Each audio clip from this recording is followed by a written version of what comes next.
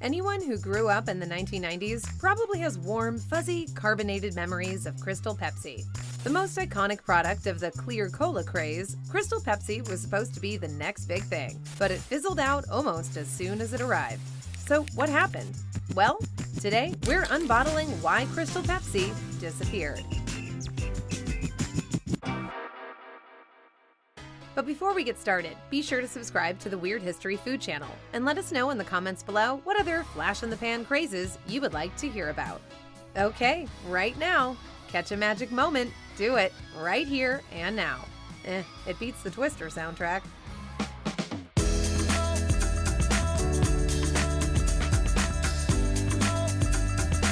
Crystal Pepsi was first released in 1992, making its debut in a limited number of regional guinea pig markets, including Denver, Colorado, Sacramento, California, Dallas, Texas, and Providence, Rhode Island.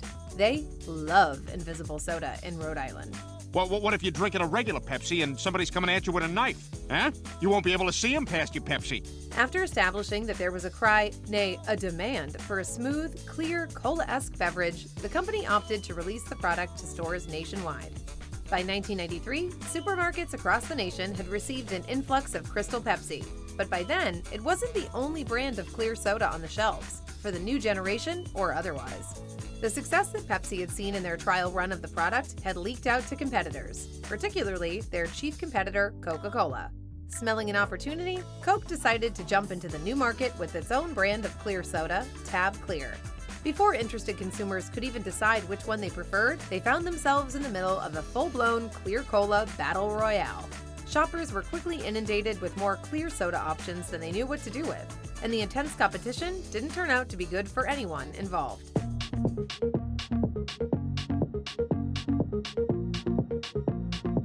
The clear craze hit the tail end of the 1980s, the decade that kneecapped Coca-Cola like Tony Soprano with the disastrous release of New Coke. The big red one could ill afford another massive public failure. So on December 14, 1992, just 1 week after the Van Hagar-ific debut of Crystal Pepsi, Coca-Cola decided it was time to roll up their corn syrup-stained sleeves and release their very own clear soda in an effort to compete. Or so it seemed. You see, rather than going with the more obvious clear Coke, Coke sold their crystal beverage as Tab Clear, claiming that they wanted to avoid creating too direct a competition with its own Coke-specific label. They then added insult to injury by stating that clear Coke is an oxymoron, and that to create a clear Coke modeled directly off of Pepsi's would simply be aiming too low. They must have still been feeling that New Coke indigestion. Still, many critics said the Coca-Cola's design to align their clear marketing push with Tab, an offshoot brand marketed almost exclusively to older women, would place limits on customer interest and essentially hand the market over to Pepsi. In truth, there was much more devious reasoning at work behind the strategy. Years later, Coke executives would admit that they chose Tab to be the competitor in an effort to deliberately confuse customers into thinking Crystal Pepsi was a diet soda, diet sodas being significantly less popular than regular brands. In other words, Tab Clear was specifically designed to fail as a product and take Crystal Pepsi down with it. And after just a few months, the plan worked like a charm.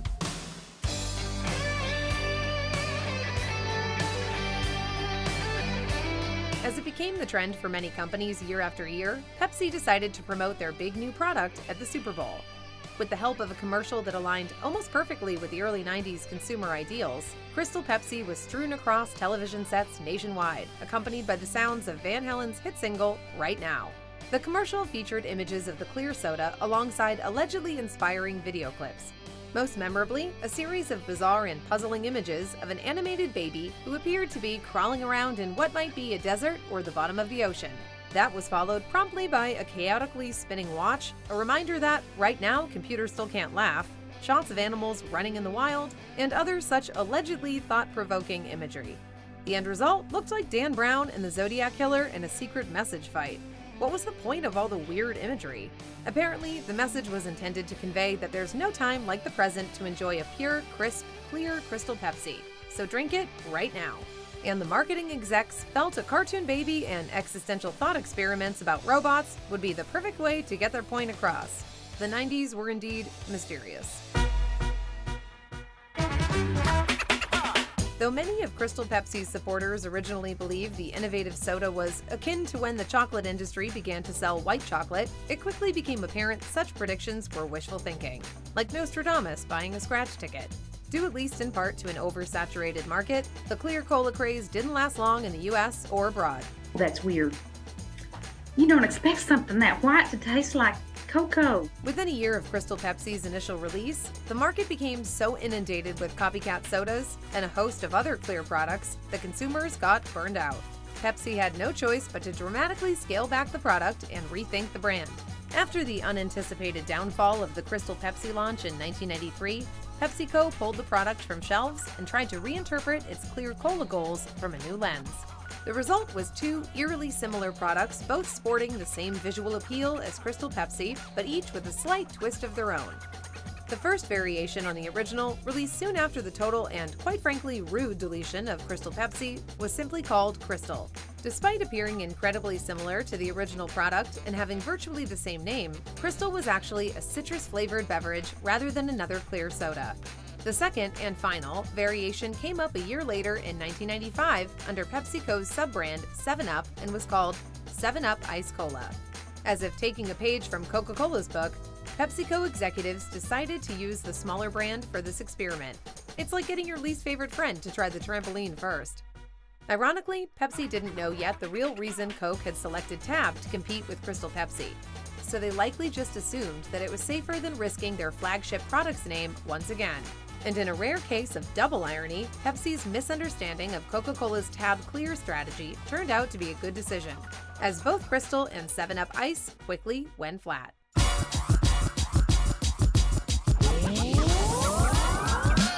In 2013, a now defunct satire website known as the Wall Street Sentinel made an announcement that put the small but excitable community of clear soda lovers on high alert. Crystal Pepsi would make a valiant return to supermarket shelves in early 2014.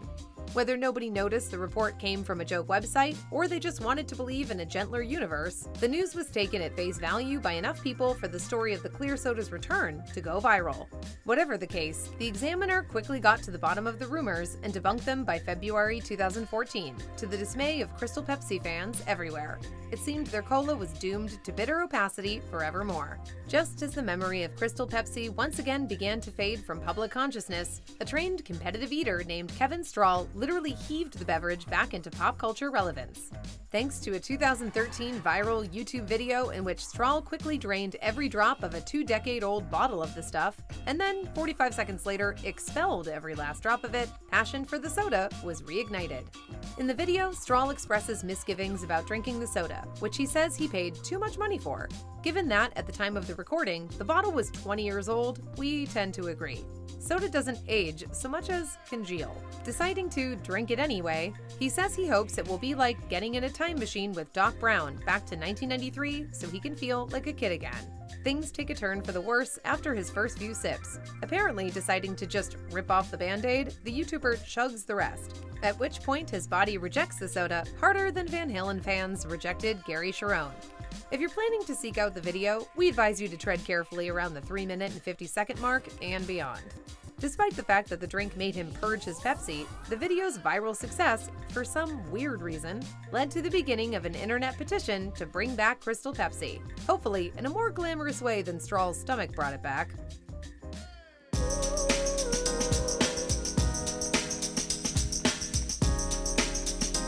Nearly 2 decades after the failed experiment that was Crystal Pepsi, Strahl's viral video led to a resurgence in popular demand for the beverage that caught the attention of the PepsiCo marketing team. In response, they decided to launch a consumer study to determine whether bringing the soda back full-time would be worthwhile. And so, the Crystal Pepsi Sweepstakes was born. In a 24-hour submission crunch, people were invited to use 1,000 of their Pepsi Pass points to enter the sweepstakes through either the Pepsi mobile app or the company's website. It was a pretty bold assumption that consumers would be familiar enough with Pepsi's reward system to readily take advantage of the sweepstakes, but it was likely just another way to get people to buy Pepsi. The prize? A 6-pack of highly sought-after Crystal Pepsi. And for those who hadn't gathered enough Pepsi stubs to reach the 1,000-point threshold, Pepsi generously provided promo codes for the value on their social media accounts. The company then selected 13,000 lucky winners to receive the transparent six-packs. On August 8, 2016, Crystal Pepsi made a surprising return to supermarket shelves thanks to an apparent resurrection of consumer demand. Due in part to a Change.org petition, Pepsi decided it was time to give the defunct soda another go. Using a scarcity tactic to entice customers to buy, Pepsi announced the limited release of Crystal Pepsi in both the US and Canada with a 20-ounce can priced at $1.79 in US dollars. While no one knows exactly why PepsiCo brought back the product just then, some believe the sudden resurfacing of the drink could have something to do with the fact that soda sales in the US had been plummeting, and execs were keen for a way to revive some interest and goodwill.